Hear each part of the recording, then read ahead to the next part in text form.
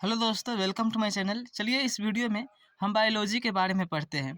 तो सबसे पहले जानते हैं कि जीव विज्ञान यानी कि बायोलॉजी किसे कहते हैं।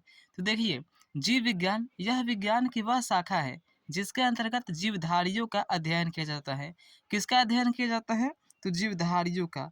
जीव विज्ञान क्या है? तो विज्ञान की वह शाखा है जिसके अंतर्गत जीवधारियों का अध्ययन किया जाता है। ठीक है। अब चलिए जानते हैं कि ये जो बायोलॉजी है ये किन दो शब्दों से मिलकर बना है।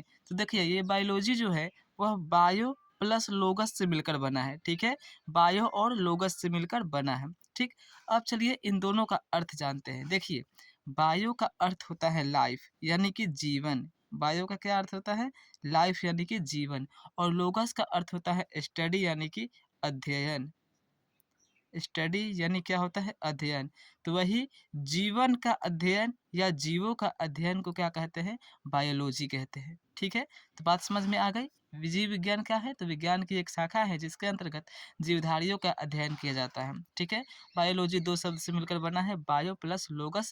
बायो का अर्थ होता है लाइफ और लोगस का अर्थ होता है स्टडी। ठीक है, चलिए अब जानते हैं कि जीव विज्ञान के जो जनक है, जो पिता है, किन्हें कहा जाता है? तो फादर ऑफ बायोलॉजी अरस्तू को कहा जाता है। किन्हें कहा जाता है? अरस्तू को कहा जाता है। ठीक है, अरस्तू को फादर ऑफ जूलॉजी भी कहा जाता है, यानी कि जंतु विज्ञान के भी पिता कहा जाता है अरस्तू को। ठीक है, चलिए अब हम जीव विज्ञान की कुछ शाखाएं देखते हैं, यानी कि जिन चीज़ों का अध्ययन किया जाता है जीव विज्ञान के अंतर्गत उन्हें क्या कहा जाता है उसे समझते हैं।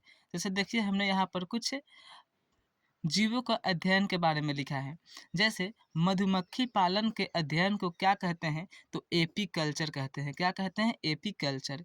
फलों का अध्ययन जीव विज्ञान के शाखा के अंतर्गत जहाँ फलों का अध्ययन किया जाता है उस शाखा को क्या कहते हैं?